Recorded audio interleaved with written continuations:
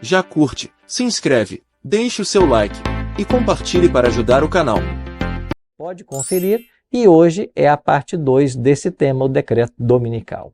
Hoje nós vamos então dar sequência a esse tema e veremos então as 3 características que nós não conseguimos ver ontem. Vamos continuar esse estudo, vamos ver agora para identificar então esse poder. Pega a sua Bíblia, se junte a nós, vamos mais uma vez para Apocalipse capítulo 13, Daniel capítulo 7 e vamos entender as profecias aqui registradas.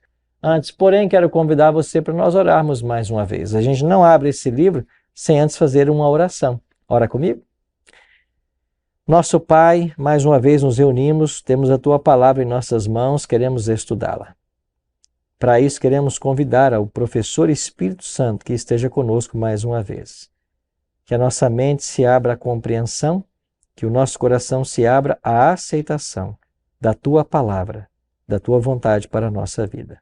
Pedimos isso em nome de Jesus. Amém. Muito obrigado por ter orado comigo. Quero aproveitar e relembrar uma fala que eu fiz ontem. As verdades que estamos estudando aqui da Bíblia, aliadas com a história, porque a Igreja Adventista tem essa visão, nós interpretamos a profecia à luz da história, a nossa interpretação profética é historicista. As verdades que estamos estudando aqui não têm o objetivo de ferir nenhum sentimento, falar mal de A ou B, não. O que nós queremos é que a verdade de Deus seja exaltada. E que uma vez conhecendo essa verdade, nós estejamos prontos para tomar uma decisão ao lado de Jesus. Esse é o sincero desejo do nosso coração. Por isso, pegue a sua Bíblia, se junte a nós, vamos compreender o que Deus tem a nos revelar hoje. Estamos aqui estudando sobre Apocalipse 13. E nós vimos em Apocalipse 13 2 poderes. Uma besta que sai do mar, uma besta que sai da terra. Estamos hoje identificando esta besta que sai do mar. Na segunda-feira que vem, da semana que vem, vamos estudar a besta que sai da terra. E você vai entender o que esses 2 poderes farão daqui para frente na história. A Bíblia revela o que vai acontecer. Deus disse, Amós 3,7, certamente o Senhor Deus não fará coisa alguma sem primeiro revelar os seus segredos aos seus servos, os profetas. Deus revelou os segredos aos profetas, eles escreveram a Bíblia. Então, quando nós estudamos a Bíblia, a gente descobre o que Deus fez, faz e ainda fará na história humana. Então, nós vamos entender quem são esses 2 poderes. Vimos ontem que a besta que sai do mar, de Apocalipse 13, e o chifre pequeno de Daniel capítulo 7, representam o mesmo poder. E em Daniel capítulo 7 você tem 13 características que são apresentadas para o chifre pequeno. Ou seja, Deus não queria que ficasse dúvida alguma sobre a identidade do chifre pequeno. Nós não temos tempo para passar todas as 13, mas vamos estudar 4 delas. Ontem vimos a primeira, hoje veremos as outras 3.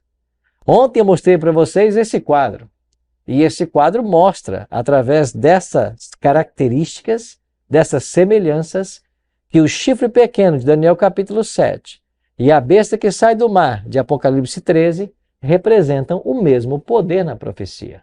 Depois você olha com carinho todos esses textos da Bíblia que eu coloquei nessa tela aqui, ó. Essa tela ela é muito importante para o nosso estudo. Olha depois cada texto aqui, tá bem? Lutero disse o quê a respeito desse chifre pequeno? Nós vimos ontem que Lutero e Isaac Newton disseram que o chifre pequeno de Daniel capítulo 7 representa a Igreja de Roma, representa o papado. Aí fizemos a seguinte pergunta, estariam eles certos em suas afirmações? E ontem começamos a ver então a primeira característica, que quando o chifre pequeno se levantasse, ele arrancaria 3 das 10 pontas. E ontem nós vimos os vândalos, os érulos e os ostrogodos sendo expulsos do território da Itália, sobrando 7 tribos que organizaram as primeiras 7 nações europeias. Esse foi o tema de ontem. Agora vamos então dar continuidade ao assunto com a segunda característica, para vermos quem é esse chifre pequeno. Então leia comigo. Daniel capítulo 7, verso 8.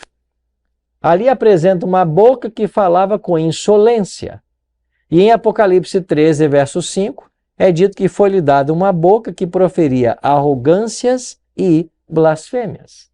Insolências, arrogâncias, blasfêmias é aquilo que esse poder que se levanta para usurpar o lugar de Cristo, ele profere. Aí eu faço uma pergunta para você. O que é blasfêmia? Porque este poder é descrito como um poder blasfemo. Mas o que é blasfêmia à luz da palavra de Deus? Então quero convidar você para lermos agora alguns textos do Novo Testamento e entendermos o que é blasfêmia. Vamos então começar aqui com o Evangelho de Marcos, capítulo 2, versos 5 a 7. Vendo-lhes a fé, Jesus disse ao paralítico: Filho, os teus pecados estão perdoados. Mas alguns dos escribas estavam assentados ali e arrazoavam em seu coração. Por que fala ele deste modo? Isto é blasfêmia.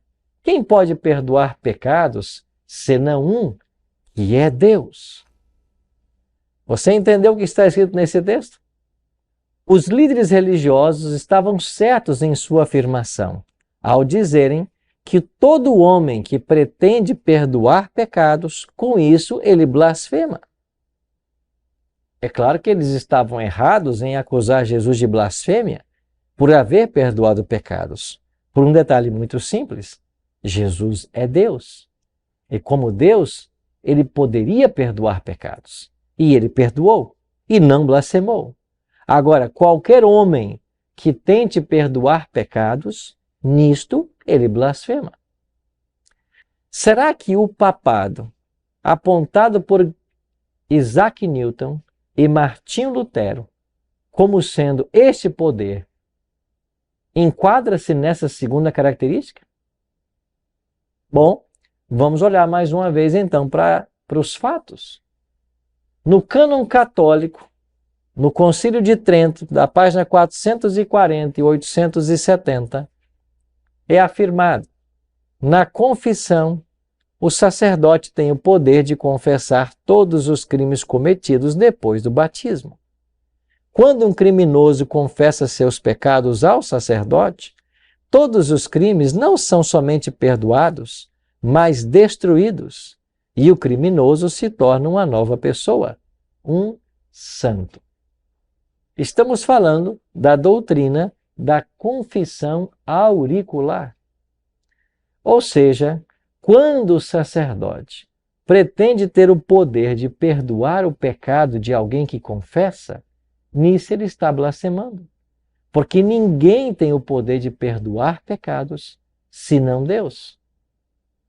Então, quando alguém busca o perdão do sacerdote, está buscando o perdão na fonte errada. Quem pode nos perdoar os pecados é somente Deus.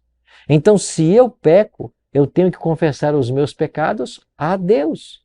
Não existe poder nem autoridade no sacerdote para perdoar pecado de outra pessoa. Mas, pastor Arilton, a Bíblia não fala a respeito do perdão, que nós temos que perdoar, que nós podemos perdoar o próximo? Sim. Agora é porque o perdão tem duas dimensões, uma horizontal e uma vertical. Quando alguém me ofende, eu tenho que perdoar essa pessoa. Quando eu ofendo alguém, eu devo buscar o perdão e a pessoa tem que me perdoar. É desse perdão que a Bíblia fala. Agora, quando eu peco contra Deus, e todo pecado é contra Deus, eu tenho que buscar o perdão de quem? De um líder religioso? Não. Eu busco o perdão de Deus, porque só Ele tem esse poder. Então, esta pretensão de perdoar pecados, à luz da Bíblia, ela é blasfêmia. É por isso que tanto Daniel quanto o Apocalipse descrevem esse poder como blasfemo. Mas não é só isso. Olha o que diz 1 Timóteo 2,5. Porquanto há um só Deus e um só mediador entre Deus e os homens, Cristo Jesus, homem. Quem é que é o nosso mediador? Quem é que deve ser buscado? Quem é a nossa ponte que nos liga a Deus? Jesus Cristo. Aí João vem e escreve assim: se confessarmos os nossos pecados, esse ele aqui é Jesus Cristo, é fiel e justo para nos perdoar os pecados e nos purificar de toda injustiça. João está afirmando que nós devemos buscar o perdão dos nossos pecados em Cristo. Só Ele pode perdoar pecados.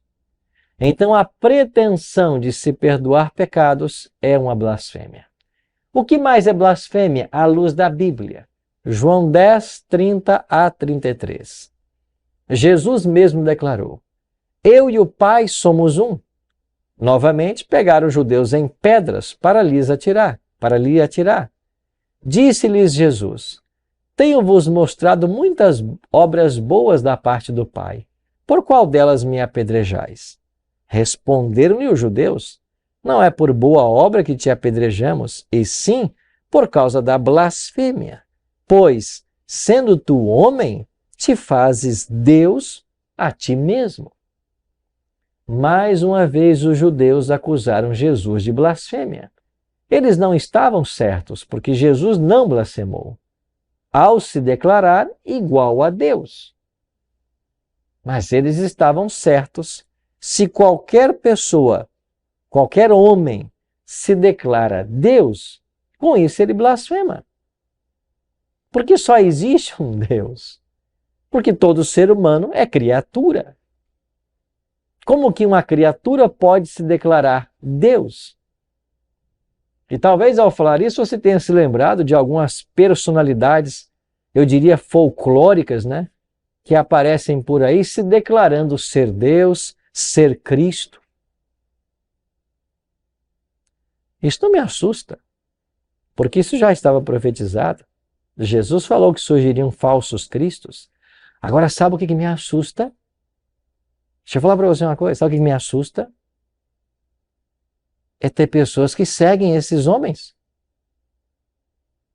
É estas pessoas acharem seguidores, que de fato acreditam que eles são Jesus Cristo, ou que ele é Jesus Cristo.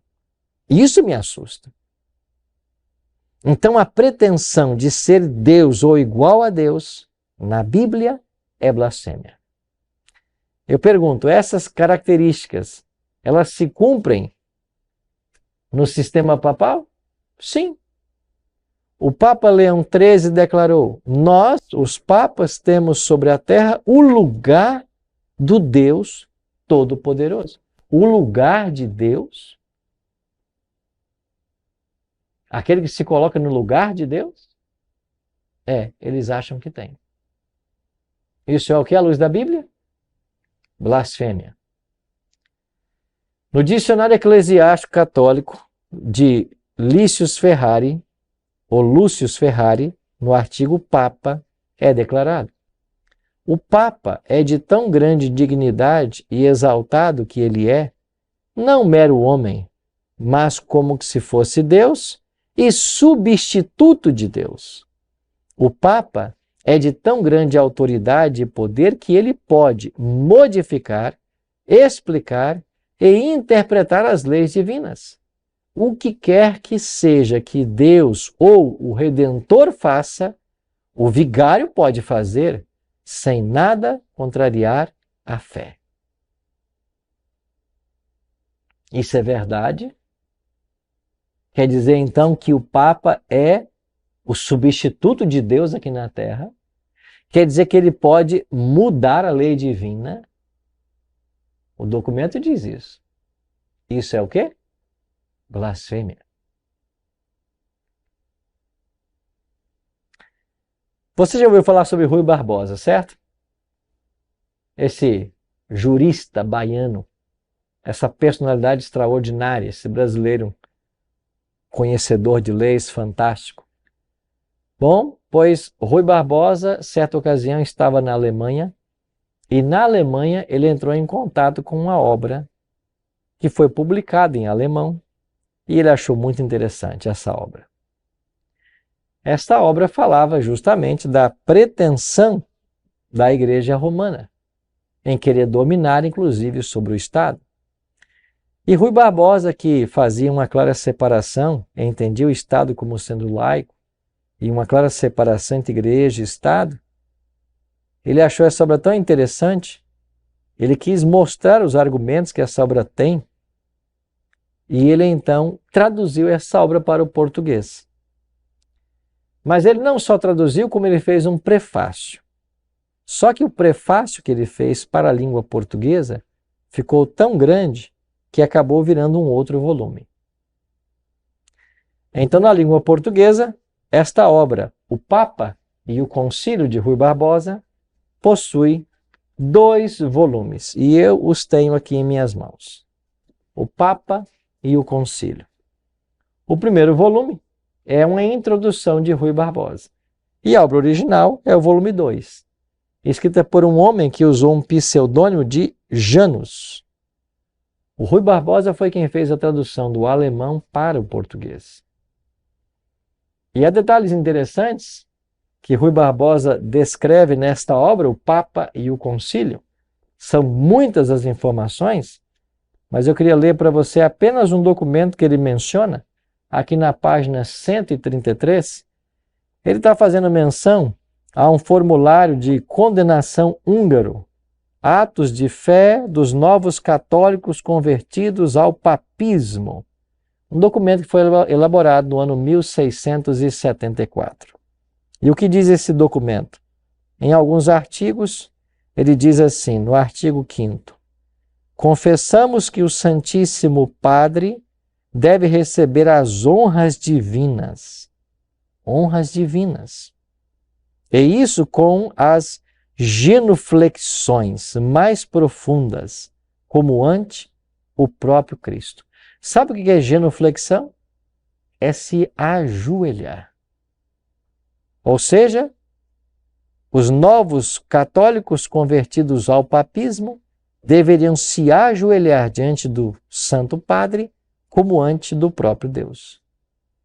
5º artigo. Confessamos que o Santíssimo Padre deve receber as honras divinas. Desculpa, eu já li esse, né? Agora é o 11º. Confessamos que o Pontífice Romano tem o poder de alterar as Escrituras, acrescentá-las ou diminuí-las segundo a conveniência dele. Tem? O Papa tem autoridade de mudar as Escrituras? São apenas alguns exemplos do que Rui Barbosa trouxe à tona nesse documento, nesta obra que ele traduziu. Quando falamos então de um poder blasfemo, nós estamos falando da tentativa do papado em se colocar no lugar do próprio Deus. É isso que a Bíblia está descrevendo. Terceira característica. Vamos avançando com a identificação do chifre pequeno de Daniel capítulo 7 e a besta de Apocalipse 13, que sai do mar, que é o mesmo poder. Apocalipse 13, 5. Foi-lhe dada uma boca que proferia arrogâncias e blasfêmias, já vimos isso. E agora, autoridade para agir 42 meses. Veja, o Apocalipse está declarando que esse poder receberia autoridade para agir 42 meses. Bom, o calendário dos hebreus possuía 12 meses de 30 dias, às vezes 13 meses, o Adar 2. Em alguns anos haviam 13 meses.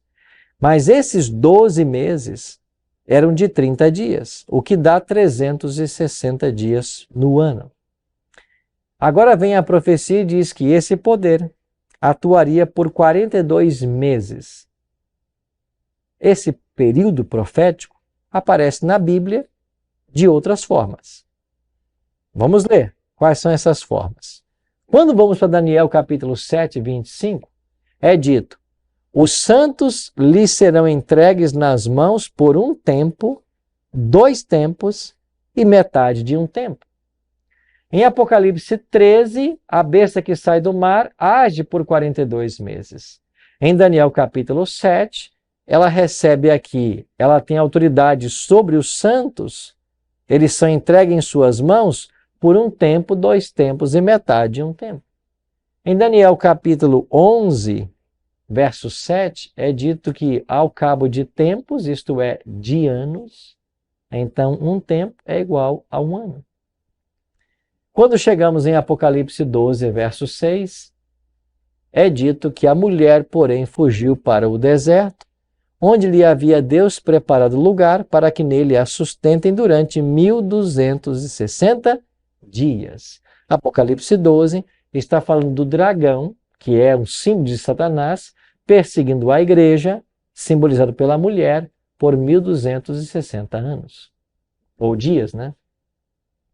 Isso quer dizer que 42 meses, um tempo, 2 tempos e metade de um tempo, e 1260 dias estão falando de um mesmo período profético.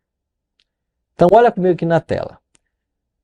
Esses períodos proféticos estão falando de um tempo de atuação deste poder do chifre pequeno e da besta que sai do mar. Agora, onde que esse poder se encaixa na história? Se encaixa aqui, ó, dos anos 538 a 1798. No ano 533, Justiniano declarou o bispo de Roma como cabeça de todas as igrejas. Agora começou um processo de ascensão do bispo de Roma, mas somente em 538 é que a última tribo ariana, os ostrogodos, foram expulsos de Roma. E só quando esta última tribo ariana é expulsa é que o papado pode se estabelecer. Está lembrado que eram 10 as tribos e 3 foram expulsas de Roma e 7 aceitaram a supremacia dos papas e organizaram as primeiras nações europeias. Então, dessas 3, faltavam os ostrogodos serem expulsos. E eles só foram expulsos em fevereiro de 538. Fevereiro de 538. É aqui que nós começamos a contar os 1260 anos, porque na profecia cada dia equivale a um ano, de acordo com Números 14, 34 e Ezequiel 4, 6 e 7. Então, se eu saio de 538 e viajo 1260 anos, eu chego a 1798. Agora, o que aconteceu em 1798 que configura o fim desse domínio do papado? A prisão do Papa. E quando nós vamos para a história, nós descobrimos de que o Papa Pio VI foi preso por ordem de Napoleão Bonaparte em fevereiro de 1798. Ou seja, em fevereiro de 538 é expulsa a última tribo que não aceita a autoridade dos bispos e em fevereiro de 1798 o Papa é preso. Assim terminaram os 12 séculos de supremacia papal, com a prisão de Pio VI por ordem de Napoleão Bonaparte. Esses 12 séculos foram marcados por trevas espirituais, porque a Bíblia foi abandonada, e em seu lugar começaram a ter preeminência os dogmas e a tradição da igreja romana, e os cristãos que queriam ficar com a Bíblia foram severamente perseguidos e mortos. Quarta característica, Daniel 7:25. E cuidará em mudar os tempos e a lei. Como o poder papal mudou os tempos e a lei? A lei de Deus foi mudada quando se excluiu o segundo mandamento, quando mudaram o sábado para o domingo e quando dividiram o 10º mandamento em 2. Você acredita nisso? Pois aqui eu tenho em mãos o Catecismo da Igreja Católica, edição típica vaticana. E quando você abre nos 10 mandamentos, aqui nesse catecismo, na página 539, eu até coloquei aqui 2 interrogações. Porque aqui não aparece o segundo mandamento, que proíbe adorar imagem de escultura. Está na Bíblia. Confere lá, Êxodo capítulo 20, versos 3 a 17. Lá estão os 10 mandamentos. Mas no catecismo não aparece o segundo mandamento, que proíbe adorar imagem de escultura. Lá em Êxodo 20, versos 8 a 11, fala do sábado como dia santo. mas no catecismo aparece guardar o dia de sábado, ou melhor, guardar domingos e festas de guarda. Aqui há uma relação entre o que diz Êxodo 20, Deuteronômio 5 e a forma catequética. E na fórmula catequética colocaram guardar domingos e festas no lugar do sábado. Como tiraram o segundo, eles tiveram que pegar o 10º mandamento, que na Bíblia diz não desejar coisa alguma que pertença ao próximo e nem cobiçar a mulher do próximo, dividiram em 2. Não desejar a mulher do próximo e não cobiçar as coisas alheias, para voltarem a ter 10. Esta é uma tentativa de se mudar a lei de Deus. Este foi um ataque que o poder papal fez à lei de Deus. E eu quero mostrar uma outra obra para você. Esta aqui é uma tese doutoral, defendida pelo doutor Samuel Bacchiocchi. Aonde ele defendeu essa tese? Na Pontifícia Universidade Gregoriana de Roma. E essa tese foi defendida lá e ela foi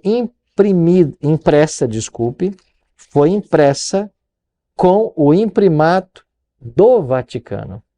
E aqui você tem Roma, 16 de junho de 1975, com a aprovação do Vigário de Roma em 17 de junho de 1975. Ou seja, essa tese doutoral contém um imprimato do Vaticano e ela se chama From Sabbath to Sunday, do sábado para o domingo. Uma investigação histórica do surgimento da observância do domingo no cristianismo primitivo. Esse é o subtítulo dessa tese. E sabe qual é a proposta de Samuel Bacchiocchi? É que a guarda do domingo lentamente foi sendo introduzida pela Igreja Romana, até que finalmente o cristianismo abandonou o sábado e abraçou o domingo. Deixa eu falar para você uma coisa com todo o carinho e respeito que você merece. E pode ser que nesta hora temos muitos protestantes, amigos pentecostais, neopentecostais, assistindo esse vídeo. Às vezes você critica a Igreja Romana por alguma coisa, mas você está seguindo as pegadas de Roma na santificação do domingo. Foi esse poder papal quem tenta mudar o sábado para o domingo. Cumprimento profético de Daniel 7:25, onde eles tentariam mudar os tempos e a lei. Cumprimento profético de Daniel 8:12, onde é dito que a verdade de Deus seria lançada por terra e o que eles fizessem iria prosperar. Não prosperou? O mundo cristão hoje não abraçou o domingo como dia santo? Não é esse o dia religioso de guarda? Enquanto que o sábado, o dia santo que a Bíblia apresenta, é esquecido. É um mandamento esquecido. Em sua onisciência, Deus já colocou em Êxodo 20, lembra-te do dia de sábado para o santificar. Êxodo 28. Lembra-te, porque Deus sabia que a humanidade iria esquecer. E por que se esqueceu? Porque este poder, representado pelo chifre pequeno de Daniel 7 e a besta de Apocalipse 13, tem tentado mudar a lei de Deus. Como isso vai acontecer? O domingo, que hoje é uma defesa doutrinária da igreja, chegará a ser uma lei civil. E chegamos então agora ao ápice do nosso estudo, o decreto dominical. Mas hoje eu não tenho mais tempo.